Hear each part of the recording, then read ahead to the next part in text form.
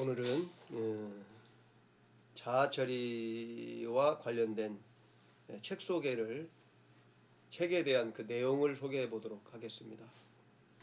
오늘은 영적 치유의 핵심이라는 책하고 자아 파쇄와 영의 해방, 또 정상적인 그리스도인의 생활, 이렇게 세 권만 소개해 보도록 하겠습니다. 자아 처리와 관련된 책들이 많이 있죠. 오늘 말씀드린 책 외에도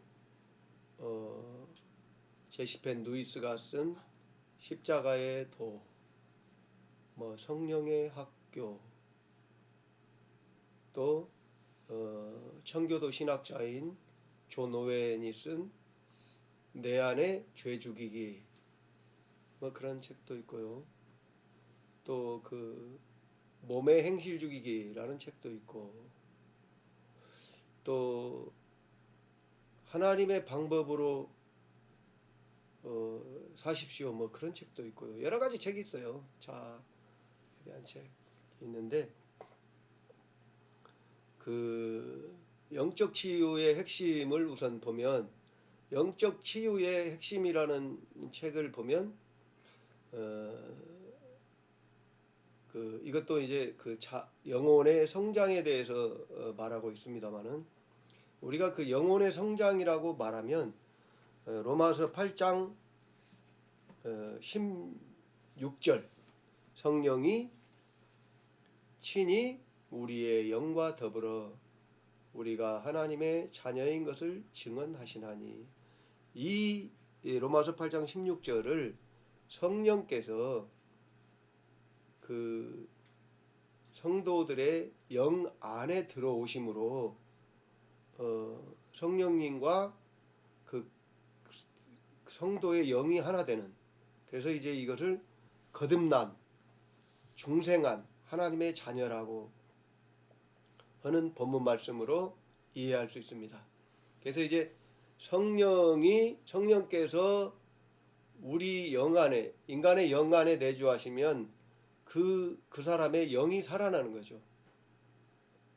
에덴 동산에서 아담이 범죄할 때 죽었던 그 영이 살아나는 거예요. 근데 이제 영이 살아나는데, 그 영이 성장한다는 입장에서 보면, 이제 그 성령이 우리의 영 안에 임하시면 성령님은 완전하신 분으로서 우리가 완전한 그 존재의 변화가 있어요. 그러니까 구원받은 사람이 되는 거예요. 그래서 이제 영적 치유의 핵심에 그 74페이지에 있는 그 도표를 보면, 도표 74페이지 보면 도표 12가 있어요. 근데 그 도표에 보면 그 밑에 X축이 이제 연령이고요. Y축이 발달 및 성숙의 정도라고 되어 있는데요. 그 연령의 10세에 보면 점선이 이렇게 쭉 위로 돼 있어 가지고 끝까지 돼 있죠. 그래서 거기에 보면 그 점선 그 바로 옆에 보면 G라고 써져 있고요. 그 다음에 영시라는 것은 시간이 없다는 말이죠. 그러니까 뭔 말이냐면, 이게 뭘 의미하냐면, 성령께서 사람의 영 안에 임하실 때에 동시에 시간적인 차이가 없이 그 10세에 이제 이 그래프에는 이 도표에는 10세에 거듭난 걸로, 10살에 거듭난 걸로 돼 있는데, 보통 우리가 이제 그 신학적으로는 13세 이상, 중학교 2, 3학년 이렇게 거듭난다고도 보는데요. 하여튼 이 도표에는 10세에 거듭났을 경우에 점선이 맨 위에까지 연결되어 있어요. 이것이 의미하는 바는 뭐냐면, 거듭날 때에 그 영혼은 완전하다는 거예요. 완전하다는 거예요. 그 G, 그러니까 이제 이 G를 신분이라고도 말하고요, 존재라고도 말해요. 영어로는 being, 존재라고도 말하고, 그 영적 수준이 완전해지는 거예요. 완전해지는 거예요. 영혼은. 그래서 이제 우리가 한 번 거듭난 사람은 지옥 갈 수 없다. 이제 영원히. 이제 이것은 이제 어떤 의미냐면, 아담은 온전한 사람으로 지어졌지만 에덴 동산에서 타락할 수 있는 가능성이 있었잖아요. 그런데 예수 그리스도를 믿음으로 거듭난 사람은 타락할 가능성이 없다는 거예요. 존재적인 면에서 지옥 갈 수 없다는 겁니다. 그런데 이제 그 10세부터 시작해 가지고 그래프가 동그라미 1번, 2번, 3번, 4번 그렇게 네 가지 경우로 표시되어 있어요. 그런데 그래프 1번은 어떤 의미냐면 거듭날 때에 조금 성장합니다. 조금 올라가 가지고 그것이 그 그래프가 15세, 20세, 25세, 30세, 35세 이렇게 해가지고 70세까지 가면서 어떻습니까? 오히려 더 퇴보하는 영적 수준이. 그러니까 뭔 말이냐면 이 사람이 거듭날 때에 성령이 임하셔서 영적으로 큰 변화를 겪었는데 오히려 큰 성장이 없이 그냥 어떤 면에서 보면 퇴보할 수도 있다는 거예요. 퇴보할 수도. 그러나 그 영적인 지위, 신분 자체가 변하는 건 아닙니다. 이거는 그러니까 이 그래프 1번, 2번, 3번, 4번은 영적인 상태를 말하는 거예요. 상태. 상태라는 건 뭘 말하냐면 영적 수준이 어린아이일 수도 있고 이제 뭐 영적 수준이 뭐 청소년이 있고 뭐 그러겠습니까마는 어쨌든 간에 그러니까 영적인 수준이 이제 그 자기 중심에서 그 사람 안에 임하신 성령님 중심으로 변화한다고 볼 때는 사춘기도 있을 수 있죠. 변화되어가는. 그래서 이제 그 영적 수준을 말하는 거예요. 3번, 4번은 이제 4번까지 1번에 4번까지는 영적 상태를 말하는데 2번은 10세에 거듭난 이후에 15세부터 성장을 시작합니다. 성장을 시작해서 25세까지 젊어서 그러니까 열심히 믿은 거예요. 그래가지고 25세까지는 조금 성장해요. 조금. 이 발달 및 성숙의 정도를 뭐 1, 2, 3, 4로 이렇게 표시가 안 돼서 그것을 좀 설명하기 어려운데요. 하여튼 15세에서부터 25세까지 어느 정도 성장하다가 거기서부터 이제 어떻습니까? 그 물결을 치면서 결국에는 그 수준을 유지하는 25세의 수준이 70세까지 가요. 이렇게 간다는 거죠. 그리고 여기 보면 어떻습니까? 그 평균적인 그리스도인이라고 말하고 있죠. 그러니까 이 2번 그래프는요.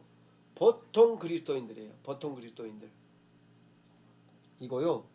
그 다음에 이제 3번에 해당하는 그래프는 10세에 거듭난 이후에 15세까지는 별 변화가 없다가 15세에서부터 어디까지 성장하냐면 35세까지 성장하죠.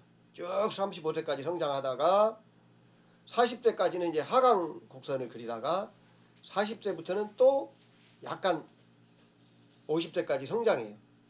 그런데 50세 이후에는 활동을 그만두고 이제 내가 뭐 이 정도 나이 먹었으니까 이제 그러면서 쭉 이제 하락을 해가지고 70세에는 어디까지 가냐면 25세에서 30세 사이에 있는 수준까지 떨어져요. 그래서 이제 보통 이 3번을 우리가 뭐라고 얘기하냐면 영적인 은사를 받아서 하나님을 정말로 잘 섬기고 애써서 사역을 감당은 했는데 본인 안에 있는 죄성, 아담에게 속한 그 죄성이 남아있죠. 우리가 로마서 7장 8장을 보면 아담에게 속한 속성이 남아있어요. 로마서 6장 1절부터 6절까지를 보면 우리가 세례를 받으면 생명으로 옮겨진다 이렇게 말하고 있는데 로마서 7장 8장에서는 육신에 속한 자를 말하고 있죠. 특히 이제 로마서 8장에 보면 13절에 보면 너희가 육신대로 살면 반드시 죽을 것이로되 영으로서 몸의 행실을 죽이면 살리니. 그러니까 여기서 너희가 누굽니까? 로마 교인들이죠. 로마 구원받은. 그런데 교인들도 성도들도 육신대로 살 수 있다는 거예요. 근데 육신대로 살면 반드시 죽는다는 거예요. 여기서 죽는다는 말은요. 그 거듭난 자가 지옥 간다는 말이 아니고, 여기서 죽는다는 말은 삶이 하나님 앞에 연락되지 않는 것을 말하는 거예요. 그러니까 이것은 생명적인 것이 말하는 게 아니고, 생명, 죽고 사는, 거듭났느냐 아니면 거듭나기 전에 자연인이냐를 말하는 것이 아니고, 여기서 죽는다는 것은 저주로 흘러가는, 갈라디아서에 보면 뭐라고 합니까? 육체의 열매를 맺으면 썩어버린다고 말하잖아요. 그 썩어버리는 걸 말하는 거예요. 그러니까 우리에게 복이 안 되는 거죠. 그걸 말하고, 영으로서 몸의 행실을 죽이면 살리니, 여기서 산다는 말은 그 갈라디아서에 보면 그 성령의 열매를 맺으면 어떻게 됩니까? 복을 누린다는 거죠. 복을 누리는 거죠. 하나님을 기쁘시게 할 뿐만 아니라 복을 누린다는 거예요. 그걸 말하는 건데요. 그러니까 이렇게, 그러니까 많은 은사를 받고 하나님의 사역에 참여했지만 본인은 육신에 속한 성도였다는 거예요. 육신적인 삶을 살았다는 거예요. 이게 자기중심적인 삶을 살았다는 거죠. 성령님이 자기 안에 내주하셨지만 그 성령님에게 자기의 주권을 넘겨주지 않고 자기 중심적인 삶을 사는 것을 말한다라고 이해하시면 되겠습니다. 그리고 이제 마지막 4번 그래프는요. 4번 그래프는 10세에 거듭난 다음에 15세에서부터 15세에서부터 40세까지 성장하죠. 쭉 이렇게 쭉 40세까지 성장해 가요. 근데 여기서 좀 눈에 띄는 건 뭐냐면 25세 조금 지나서 한 26세에서부터 39세 뭐 이때에는 3번 은사가 충만한 그러한 성도보다도 더 낮아요. 그 그래프 상태가 낮죠. 그러니까 어떻게 보면 더 하나님의 일을 감당 못하는 그런 사람으로 보일 수 있다는 거예요. 그런데 40세에서 이게 갈립니다. 40세에서 3번 그래프에 속한 사람은 이제 35세부터 40세까지 하락하다가 3번 그래프에 속한 사람은 또 40세에서 약간 50세까지 성장하죠. 그런데 결국은 그 뭡니까? 25세 때의 수준으로 쭉 떨어져요. 계속 3번 그래프는. 근데 4번 그래프는 40세에 어떻습니까? 그 거듭날 때보다 10세 때의 그 사람이 거듭날 때보다도 훨씬 더 쭉 성장합니다. 말하자면 그 엄청난 그 도약을 경험하는 거예요. 그러니까 이 영적 수준이 엄청나게 도약합니다. 이 부분이 어떤 수준이라고 보냐면 이제 그 사람이 뭐라고 봐야 할까요? 영적인 여정으로 보면 요단강을 건너서 여리고성을 무너뜨리고 이제 그 가나안 땅에 정착하는, 그래서 영적인 것을 누리고 살기 시작하는 그 수준에 들어가는 거예요. 그래서 이제 쭉 성장해가지고 성장해요 40세. 그런 다음에 41세부터는 또 42세 3세부터는 떨어졌다가 상당히 많이 떨어지죠. 그러다가 또 성장했다가 떨어졌다가 성장했다가 떨어졌다가 이렇게 가는데, 성장은 많이 하고 떨어지기는 조금 떨어집니다. 그래서 이제 그 40세에서부터 60세까지는 어때요? 굉장히 그 굴곡이 심해요. 올라갔다 내려갔다 올라갔다 내려갔다 이 굴곡이 심합니다. 영적인 굉장히 고난을 당하고 많은 그 영적인 그 뭡니까? 뭐랍니까? 희열입니까? 영적인 그런 거를 또 쾌락도 느끼고 영적인 기쁨 그걸 느끼고요. 그 다음에 희열이라고 말합니까? 또 이렇게 또 하락을 해요. 그래서 어려움도 많이 당하고 그러는데 60세에서부터 70세까지는 완만하게 성장하면서 결국은 그 70세에는 그 발달 및 성숙의 정도가 극치에 달하는, 그러니까 70세면은 육신적으로 더욱더 다운될 수 있는데도 정말 높은 수준에 달하는.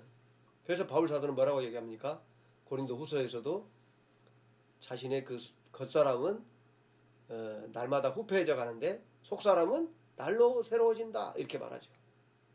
그리고 또 바울 사도는 고린도 후서에서 내가 소망하는 것은 벗는 것이 아니요 덧입기를 원한다. 뭘 덧입어요? 영적인 사람으로요. 영적인 성장을 말하는 거예요.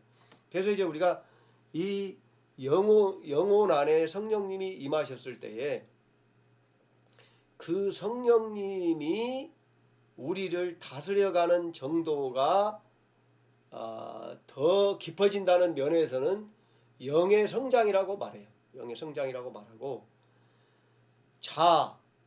그러니까 나 중심적인 요소가 성령님의 인도하심 속에서 깨어져가는 면에서는 자아철이라고 말합니다. 그래서 영적인 성장과 영혼의 성장과 자아의 철이라는 것은 동전의 양면을 말한다고 봐야 돼요. 양면이 있는 거죠. 그러니까 영적인 성장과 자아의 처리는 동시에 일어나는 것입니다. 그런데 그게 그렇게만 이해할 수 없는 것이 또 뭐가 문제냐면, 영적인 성장은 예수께서 부활하심으로 성령께서 그 사람 안에 임하셔서 그 성령님이 지배하는 것이 점점 더 확장되어 가는 거죠. 그런데 자아처리는 예수 그리스도의 십자가의 죽으심, 십자가의 못 박히심. 그러니까 아까 잠깐 소개했습니다마는 제시펜 루이스라는 사람이 쓴 십자가의 도라는 책을 통해서 알 수 있어요. 그러니까 여기서 말하는 부분은 십자가의 도가 죄 용서하고 자아처리하고 두 부분이 있는데, 예수님도 요한복음 6장에 보면 내 피는 참된 음료요, 내 살은 참된 양식이로다. 내 피를 먹고 내 살을 먹지 아니하면, 내 피와 살을 먹지 아니하면 나하고 상관이 없다, 이렇게 말씀하시죠. 그리고 내 피와 살을 먹는 자는 내 안에 거하고, 그렇게 말한단 말이에요. 그래서 이제 그 피와 살에 대한 부분은 이제 그 정상적인 그리스도인의 생활이라는 책을 소개할 때 말씀드리기로 하고요. 오늘 영적 치유의 핵심이라는 책은 주로 영혼이 성장해 간다는 입장에서 영혼이 성장해 가는 것을 중심으로 자아처리에 대해서 설명하는 책이에요. 그리고 이제 특히 영적 치유의 핵심은 금방 그래프에서도 보았던 것처럼 0세에서부터 70세까지, 그러니까 이 영적 치유, 영혼의 성장이 어떻게 일어난다는 겁니까? 영혼의 성장과 자아처리가 일생을 거쳐서 일어난다고 소개하고 있어요. 그래서 이제 영적 치유의 핵심에서는 이스라엘 백성들이 시내산에서 언약을 맺고 그들이 거기서 이제 성막을 만든 다음에 거기서 시작해서 출발해가지고 성막에 임재하신 여호와 하나님의 인도하심을 따라서 광야에서 40년간 고난을 받게 됩니다. 그리고 이제 그 여호와 하나님의 인도를 따라서 요단을 건너가게 되고요. 요단을 건너서 여리고성, 아이성을 무너뜨려 가면서 이제 가나안 땅을 점령하게 되죠. 점령한 다음에 그 땅을 분배받고 그 땅에서 이제 그 곡식을 심고 거두고 이제 누리고 사는 단계가 나와요. 그래서 이제 우리가 보통 그때 누리고 사는 얘기를 어디서 성경에서 뭐라고 얘기하냐면 열왕기상 4장 25절에 보면 나와 있는 걸로 알고 있는데요. 열왕기상 4장 25절로 제가 기억하는데, 열왕기상 4장 25절. 이제 제가 가진 성경은 구약성경 517페이지인데요. 찾았으면은 같이 한번 읽어보겠습니다. 25절, 4장 25절만. 솔로몬이 사는 동안에 유다와 이스라엘이 단에서부터 부엘세바에 이르기까지 각기 포도나무 아래와 무화과 나무 아래에서 평안히 살았더라. 아멘. 그렇죠? 솔로몬이 사는 동안에, 그렇죠? 솔로몬 때에 유다와 이스라엘이라고 말하면 이제 그 이스라엘 전체를 말하는 거죠. 유다 지파와 베냐민 지파가 지배한 곳을 이제 보통 유다라고 말하고요. 나머지 10지파를 이스라엘이라고 말하는데, 여기 그리고 단에서부터 부엘세바까지는 그 유다와 이스라엘 영토 그 위에서부터 밑에까지요. 그걸 말하는 거고요. 여기 이제 중요한 부분이 뭐냐면 각기 포도나무 아래와 무화과나무 아래에서 평안히 살았더라. 그러니까 뭔 말이냐면요. 각 사람이 자기의 포도나무와 무화과나무 아래에서 평안히 살았다라는 거예요. 그러니까 이 열왕기상 4장 25절에 나오는 이 말씀이 그 아주 그 아름다운 구약 성경에서 보면 가장 그 평안을 누리면서 안식을 누리면서 살았던 시기다. 이렇게 볼 수 있습니다. 구약에서 이제 그 육신적인 안식이지만은 그렇게 볼 수 있어요. 그래서 이제 여기에 이르기까지 열왕기상 4장 25절에 이르기까지 물론 이때에도 뭐 뭡니까 그 이스라엘을 괴롭히던 그 아말렉입니까? 아말렉이 아니라 그 철기를 가졌던 그 해변에 있는 족속들 있죠. 그런 사람들이나 모압이나 암몬이나 그런 사람들이 다 멸망해서 없어진 것은 아니에요. 그것처럼 이제 그래서 이제 그런 그 이방 족속들이 남아 있었다는 것을 뭐라고 설명하냐면 일생 동안 그 우리 구원받은 성도도 이 자아가 100% 처리되는 건 아니다. 뭐 이렇게 설명을 블레셋이네요. 블레셋이 끝까지 남아서 이스라엘 괴롭히는데 그 자아가 100% 처리되는 건 아니다. 뭐 이렇게 설명하기도 합니다만은 영적 치유의 핵심에서는 영혼의 성장에 대해서 말하면서 자아 처리도 말해요. 각시 말하는데 일생에 거쳐서 영혼이 성장해 간다는 사실을 잘 보여주고 있어요. 그리고 이제 그 이스라엘 백성들이 광야를 거쳐서 요단을 거쳐서 가나안 땅에 들어가게 되고요. 그 다음에 여리고성을 점령하고 아이성을 점령하고 이렇게 쭉 가나안 땅을 남부, 중부, 북부 전부 다 점령하고 이렇게 그 땅을 분배받아서 아까 말한 열왕기상 4장 25절에서 말한 각기 자기의 포도나무 아래와 무화과나무 아래에서 안연히 살았더라, 평안히 살았더라 라고 말하는 데까지 이르기까지 이렇게 편하게 되게 안식을 누리는 단계까지 가는 이런 단계를 우리 영혼의 그리스도인들의 영혼의 성장과 관련해서 설명을 해요. 그래서 여기서도 이 영적 치유의 핵심에서도 영혼의 성장과 자아 처리에 대해서 설명하고 있어요. 그러나 이 영적 치유의 핵심만 가지고는 부족합니다. 그래서 이제 그 또 한 가지 책이 자아파쇄와 영의 해방인데요. 이제 제가 가지고 있는 책은 이제 자아가 죽을 때 그리고 이제 그 소제목으로 영의 해방이에요. 자아파쇄와 영의 해방이라는 책은 제가 지금 가지고 있지 않고 임실 집에 있어서요. 그런데 이 그 자아파쇄와 영의 해방이라는 책은 그 성령님에 대해서 말하지 않고 인간의 입장에서 말하는 거예요. 인간론적인 입장에서. 뭐 인간론이라고 하면 뭐 별것 아닙니다. 성경에서 말하는 인간에 대한 관점을 말하는 거예요. 우리가 인간론이라고 말할 때는 철학적 인간론도 있고요. 윤리적인 인간론도 있고요. 또 심리학에서 말하는 인간이 다르고요. 뭐 또 형법에서 말하는 인간도 달라요. 청소년도 다르고 뭐 아동기도 다르고 다 다르죠.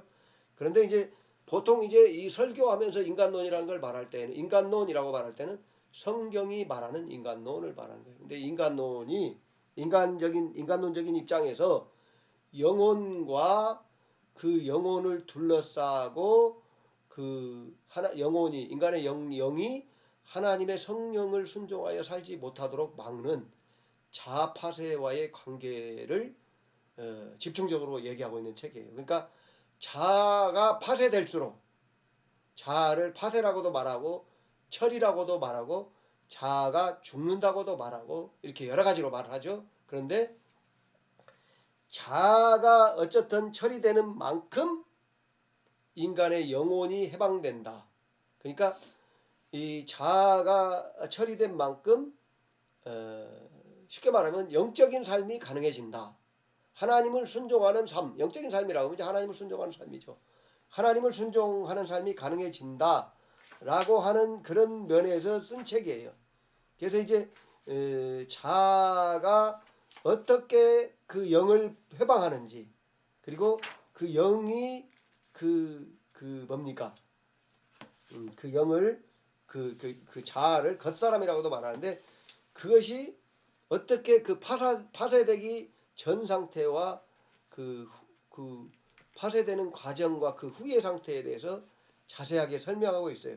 근데 여기서는 이제 뭐냐면 이 책에서는 핵심적인 것이 뭐냐면 자아가 파쇄된 만큼, 자아가 처리된 만큼, 자아가 죽은 만큼 영적인 삶, 영중심의 삶이라고 할까요? 영적인 삶이 해방된다는 거예요. 예. 그런데 이제 우리가 그 자아 파쇄와 영의 해방에서 또 한 가지 살펴볼 것은 자아의 파쇄에 있어서 우리가 가장 중요하게 생각하는 어떤 부분이 이제 여리고성이 무너진다는 부분이거든요. 근데 여리고성이 무너지는 단계가 여리고성은 그 굉장히 뭐 굳건하게 지어진 성이라고 그러죠. 그래서 이제 보통 이스라엘 백성이 그 광야를 지나서 광야를 지나서 요단을 건너가기 전에 두 지파 반이 요단 동편에 정착하게 됩니다. 두 지파 반이. 그런데 이제 거기서 그래서 이제 그 두 지파 반이 정착하는 것을 부분적인 안식이라고 말해요. 그런데 거기서 부분적인 안식이 굉장히 불안정한 것이 뭐냐면 그 두 지파 반에 속한 20세에서 50세까지 남자들, 그러니까 뭡니까? 전쟁을 할 수 있는 용사들은 그 나머지 9지파 반을 따라서 그 형제들을 따라서 가나안 땅에 전쟁을 하러 갑니다. 그러니까 그 적들을 막을 수 있는 용사들이 없는 상태에서 두 지파 반이 정착하게 되는 거죠. 그러니까 뭔 말이냐면 굉장히 불완전한 안식이죠. 물론 이제 뭐 일이 있으면 와서 처리하긴 하겠지만 그러나 어찌됐든 간에 불완전한 정착이에요. 그리고 이제 그 요단을 건너가게 됩니다마는 우리가 보통 이 영적인 사건에서 요단을 건너간다는 것은 그 예수 그리스도께서 십자가에 죽으신 것이 바로 그 성도가 죽은, 내가 죽은 걸로 뭡니까? 경험되어지는, 인식되어지고 경험되어지는, 이거를 이제 우리가 그 영적 치유의 핵심이라는 책에서는 동일시라고 얘기합니다. 동일시. 동일시라는 것이 A와 B를 뭐 같이 동일하게 여기는 뭐 그런 의미로 받아들일 수 있는데요.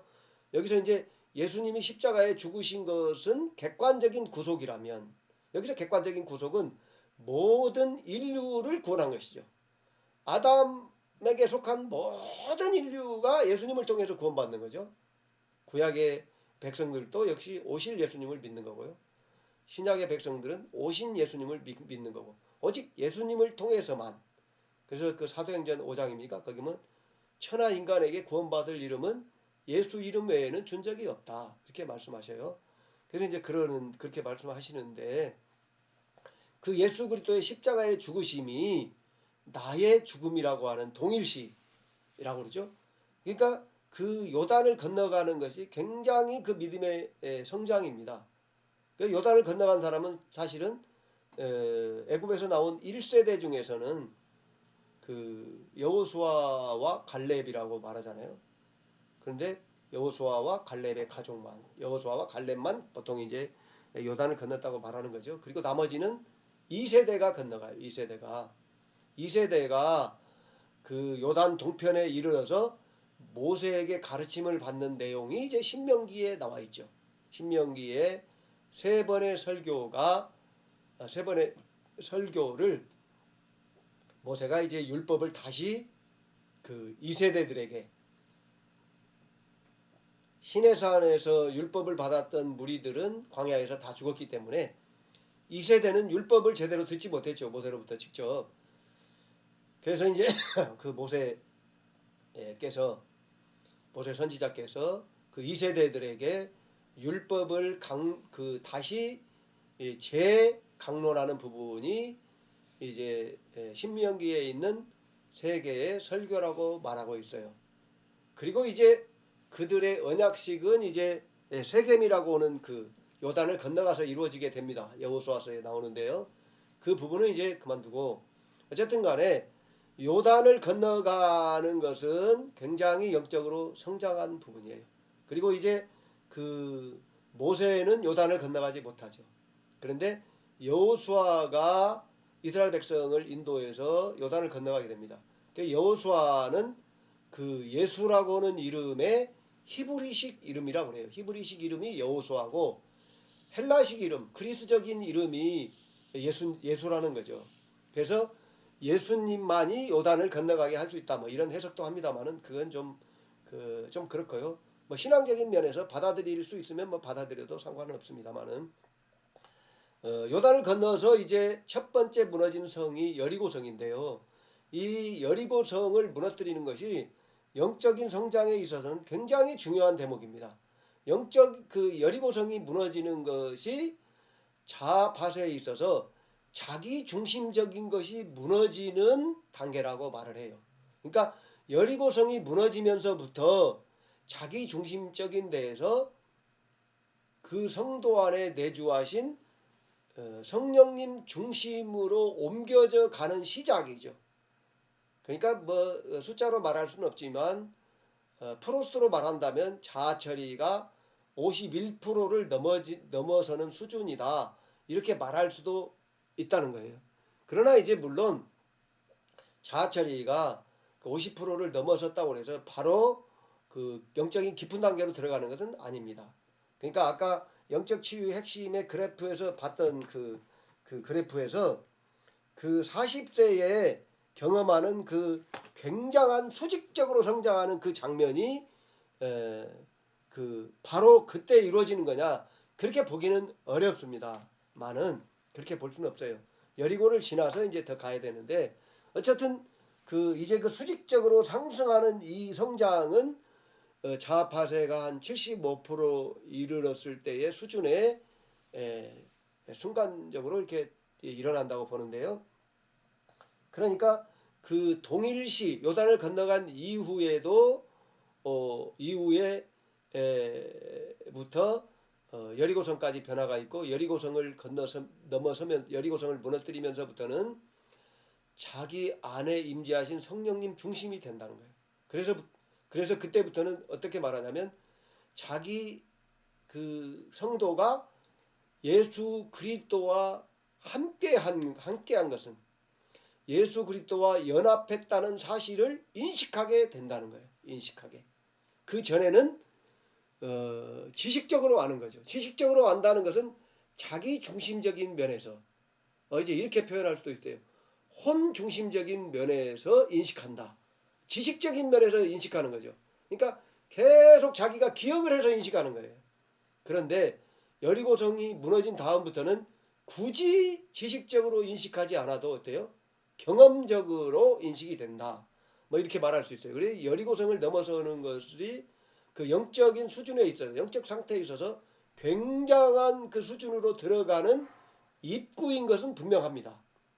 수직적으로 정말 아까 그 영적 치유의 핵심이라는 책의 그 도표 12번에서 수직적으로 굉장한 상승이 일어나는 수준은 아니지만 그 성장에 도달할 수 있는 가능성이 어디에서 열리느냐? 요단을 건너면서 이루어지는 동일시, 여리고성이 무너지면서 이루어지는 주님과의 성령님과의 연합을 경험적으로 인식하게 되는 데서부터 시작하는 거죠. 그리고 이제 그럼에도 불구하고 우리가 75% 이상 그 영혼의 해방이 이루어지는 영이 성장하는 수준에 이르렀을 때에 영적으로 엄청난 수준의 성장이 이루어져요. 그 다음에 이 영적 수준이 40세에서 60세까지 아까 도표로 다시 돌아갔습니다만은 40세에서부터 60세까지 그 굴곡이 굉장히 심합니다. 올라갔다 내려갔다 올라갔다 내려갔다 굉장히 굴곡이 심한데 이것이 바로 그 영적인 전쟁에 있어서 이제 아주 결정적인 단계라고 얘기합니다. 그러니까 그 40세에 영적으로 엄청난 수준의 성장이 이루어진 이후에 그러니까 자아가 75% 이상 그 처리된 이후에 정말 자기 안에 있는 자아와의 결정적인 싸움. 그러니까 이제 어떻게 보면 이제 그동안에 처리되었던 자아는요, 악한 자 중심이에요.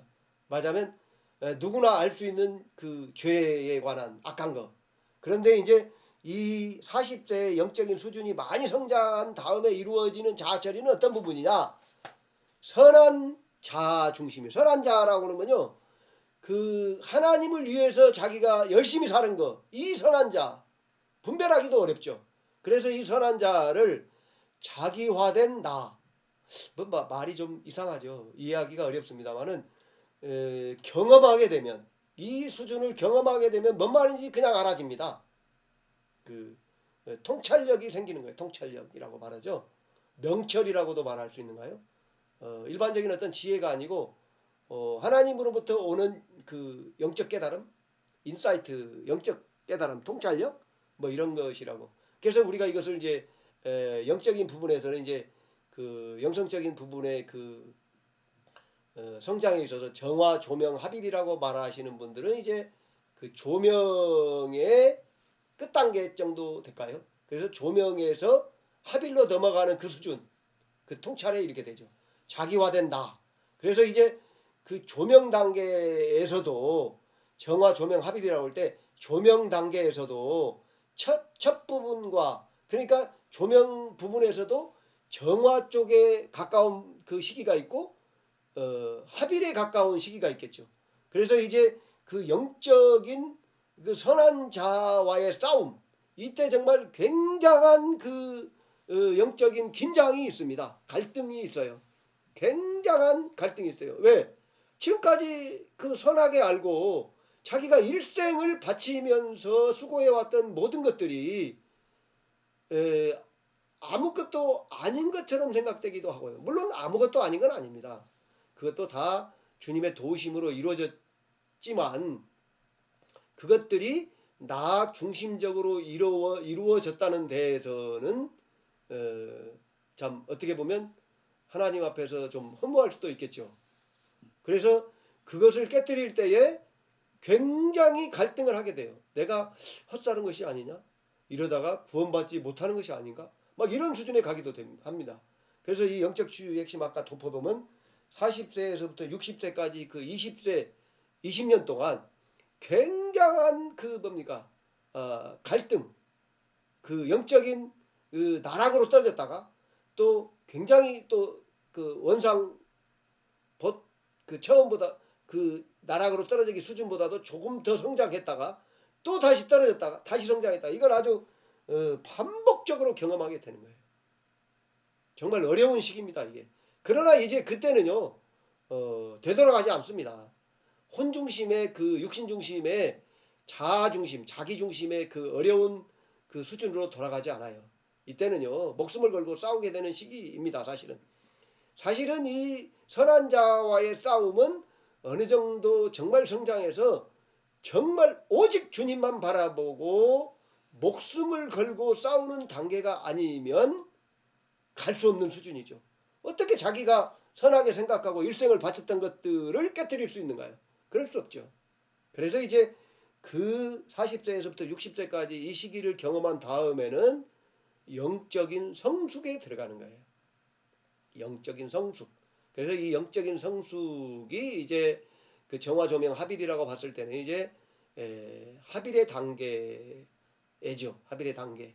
그래서 이제 합일의 단계도 물론 이제 그 조명에 가까운 수준이 있고 합일의 완숙된 단계가 있겠지만은요. 어찌됐든 간에 그래서 이제 다시 돌아가서 자아파쇄와 영의 해방이라고 하는 책도 우리가 이해할 때에 영적 치유라는 영적 치유의 핵심이라는 책과 떨어져서 이해할 수는 없어요. 그런데 이제 세 번째로 이 정상적인 그리스도인의 생활을 대해서 소개해 보면요. 정상적인 그리스도인의 생활은 로마서를 중심으로 로마서가 중심이 아니라 로마서 1장부터 8장을 중심으로 써진 책이에요. 그래서 이제 정상적인 그리스도인의 생활이라는 책에서 핵심적인 단어는 뭐겠습니까? 첫째는 이제 그리스도의 보혈, 예수님의 피, 보혈. 그다음에 두 번째로는 예수님의 십자가. 로마서 6장의 표현으로 말하면 그리스도의 보혈은 피는 음료라는 거고요. 그 십자가라는 것은 예수님이 내 살은 참된 양식이로다. 양식을 말한다고 봐야 돼요. 그리고 또 이제 이 정상적인 그리스도인의 생활의 세 번째 핵심 키워드가 뭘까요? 핵심 단어가 성령님입니다. 성령님. 왜? 이 성령님은요,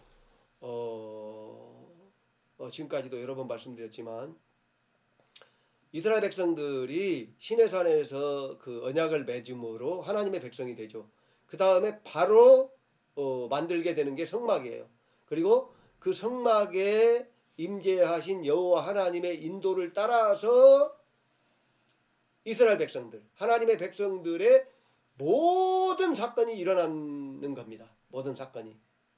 그러니까 이스라엘 백성들이 죄를 지었을 때 다시 깨끗게 되는 것도 성막에 하나님 앞에 죄를 용서받기 위한 제사를 지내고 감사를 드릴 때도 거기서 감사 제사를 드리고요. 그 다음에 그들이 광야를 헤매면서도 죽지 않고 살 수 있는 모든 공급, 음료와 양식과 모든 공급, 옷이 떨어지지 않고요. 신발이 떨어지지 않고 그 모든 공급을 책임지시죠. 밤에는 불기둥으로, 낮에는 구름기둥으로. 그 다음에 이 여호와 하나님의 인도를 따라서 요단을 건너게 되고요.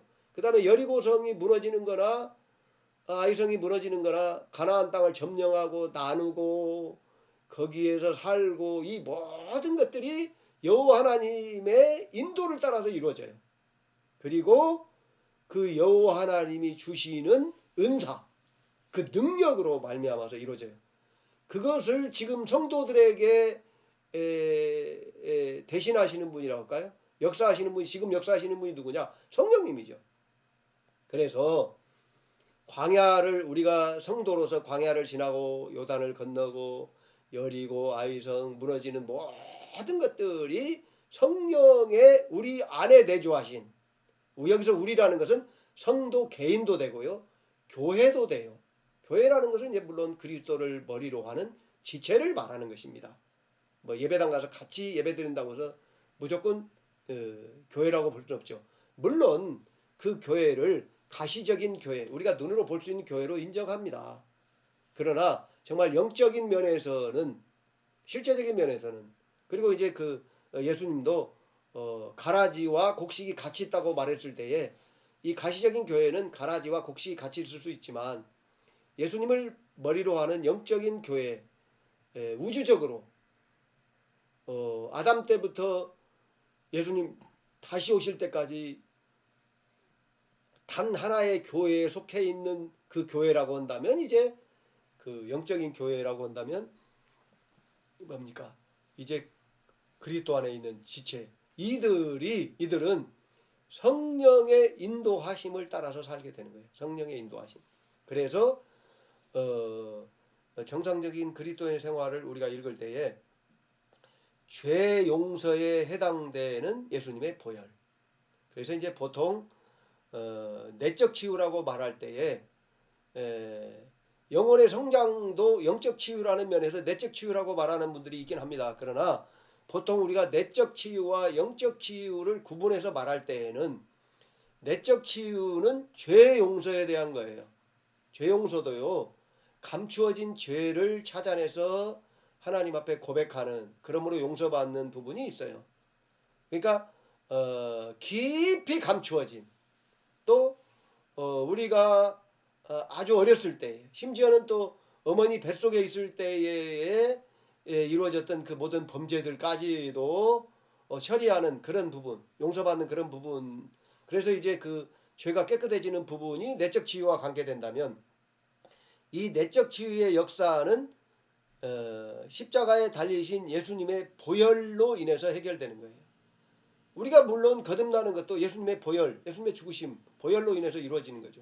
그리고 그런데 이제 예수님의 그 보혈과 십자가를 구분해서 말할 때에는 이 십자가는 자아 처리를 말하는 겁니다. 이 인간의 자아는요, 예수님 그 우리가 사는 동안에는 없어지는 것이 아니에요.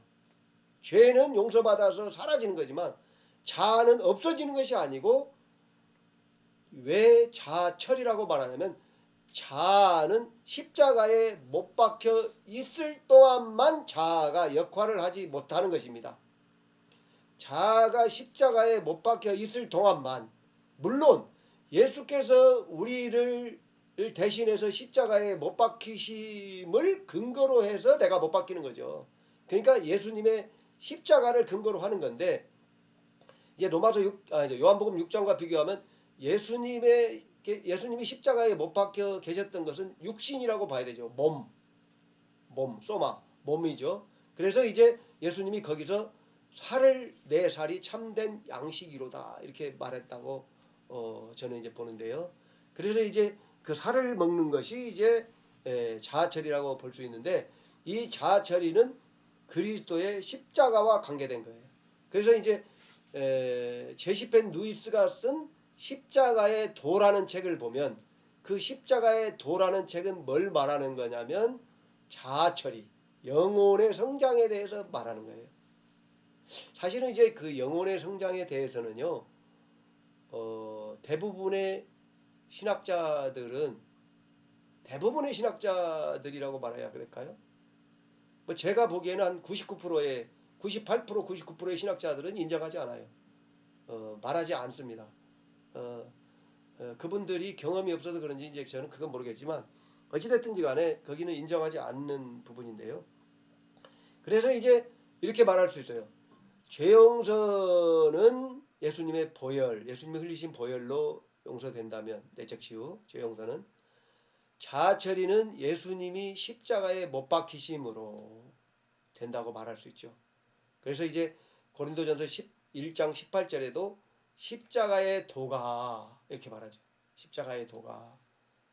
그러면서 이제 그 십자가의 도에 대해서 쭉 말하면서 고린도전서 1장, 2장, 3장에서는 십자가의 도를 말하면서 3장 16절에서는 너희 안에 너희가 성전이고 너희 안에 성령이 계신다 이렇게 말하면서 그 쭉 고린도전서 1장부터 3장까지가 영의 성장, 자아처리에 대해서 말한다고 보는 건데요. 어쨌든 간에 그 십자가의 도를 말하면서도 고린도전서 그 1, 2, 3장에서도 성령님의 내주하시는 성령님의 가르치심, 내주하시는 성령님을 중심으로 성전으로 지어지는 것을 말하는 거죠. 거기서 보면 고린도전서 3장에 보면 하나님만이 자라게 하신다 이렇게 말하잖아요. 자라감에 대해서 말하는 거예요. 자라감. 그러면서 그러니까 뭔 말이냐면 십자가의 도를 말하면서 반드시 성령님이 나와요. 왜? 예수께서 십자가의 죽으심으로 이루신 구원사역이 그 구원사역을 성령님이 우리 안에 오셔서 이루어 가시는 거죠. 그래서 이제 어떤 분은 예수께서 성취하신 구속사역을 성령님이 신자들에게, 교회 안에 신자들에게 적용하신다 이렇게 말하기도 합니다. 그러니까 예수께서 성취하신 구원사역은 객관적인 구원사역이라고 말한다면, 객관적인 구속사역이라고 말한다면, 구원사역이나 뭐 구속사역이나 똑같은 말이죠. 객관적이라는 말은 모든 인류의 구원사역을 말하는 거예요. 아담에서부터 예수님 재림식 당시까지, 앞으로 재림하실 그때까지 이루어질 모든 사람들의 구원을 말하는 객관적인, 그리고 성령님은 어떤 면에서는 주관적인 구원사역, 주관적인 구속사역. 그래서 우리가 그 조직신학에서도요, 그 성령론이라는 파트가 따로 말하기도 하지만 구원론이 바로 성령님입니다. 구원론 그러면 성령론 그러거든요. 예수님에 대한 것은 이제 물론 우리가 기독론이라고 말하고 성부 하나님은 신론이라고 말하고 이렇게 말하는데, 성령님에 대한 것은 성령론이라고 말하지 않고 대개 구원론의 내용이 성령론이에요. 물론 이제 구원론 안에는 성령님에 대한 성령님의 존재, 정체성, 또 성령님의 사역 이렇게 물론 나눠서 말하지만요. 그래서 이제 정상적인 그리스도인의 생활에서는 예수님의 보혈과 예수님의 십자가 그리고 성령님의 역사가 나와 있어요. 그래서 이제 성장에 대해서 말하면서 성령의 역사를 따라서 우리가 십자가를 지는 부분에 대해서 쭉 말하고 있죠. 우리가 이제 그 마태복음 16장에 보면 예수님이 나를 따르려고 하는 사람들은 첫째 조건이 뭐냐? 자기를 부인하고, 둘째 자기 십자가를 지고 나를 따를 것이니라, 이렇게 말하고 있죠. 그래서 우리가 그 예수님을 따르는 데 있어서는 자기 부인과 십자가를 지는 삶을 말해요. 그런데 오늘 이제 자아처리와 관련해서 예수님은 왜 자아라고 말하지 않고 또 그 고린도 후서나 이런 데서 말하는 것처럼 겉사람 또는 뭐 옛사람, 육신 이렇게 말하지 않고 자기라고 말했을까? 자, 예수님 육체로 계실 때에는요, 예수님이 이 땅에 육체로 계실 때에는요, 하나님이 어디에 계셨습니까? 예수님 안에 계셨죠. 그래서 예수님 안에 계셨기 때문에 사람들은 예수님을 따라가려면 자기 자신을 아예 부인해야 된다는 거예요. 그런데 예수님이 부활 승천하신 이후에 성령이 오시면서 성도들 안에 성령이 내주하시면서는요, 성령이 내주하심으로 거듭난 영과 성령의 그 영향을 직접 받지 않는 육신, 자아 이렇게 구분이 되는 거예요. 그래서 서신서에서는 자아를 부인하는 거예요. 육신을 부인하는 거죠. 그래서 그 왜 그러냐면 그 서신서에서 아예 성도들이 자기를 부인해 버리면 그 영 안에 있는 성령님도 부인하는 결과가 오잖아요. 그래서 이렇게 그 예수님이 육체로 계실 때와 예수님이 부활하여 승천하신 이후에 성령으로 성도 안에 함께 하실 때에는 용어가 달라집니다. 용어가 달라져요. 달라진다는 점을 이해하시고요.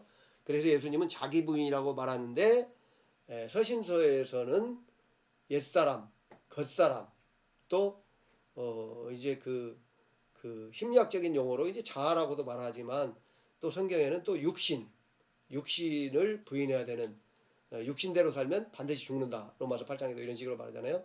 이런 식으로 말합니다.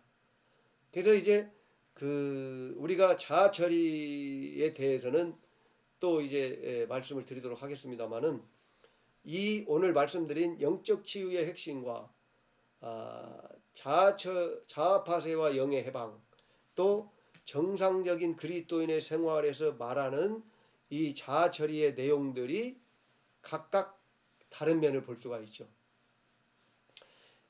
특징적으로 자아 파쇄와 영의 해방에서는 성령님에 대해서 그렇게 별로 강조하지 않아요. 그런데 정상적인 그리스도인의 생활에서는 죄 용서와 자아 처리를 말하면서 성령님에 대해서 아주 강조하여 말합니다. 또 영적 치유의 핵심에서도요, 자아가 종말에 이르러야 된다고 말해요. 자아의 모든 것이 종말, 나싱, 완전히 종말에 이르러야 된다고 말하면서 성령의 인도에 대해서 말합니다. 하나님의 인도에 대해서. 이렇게 이 세 책이요, 각각 좀 다른 면을 말하고 있으면서 그러니까 자아 처리를 온전히 이해하시는 데 있어서 물론 다른 책도 더 필요합니다만은, 이제 신학적인 면에서 존 오웬이라는 분이 쓴, 청교도 신학자인데요, 유명한 영국 분이죠. 근데 그분이 쓴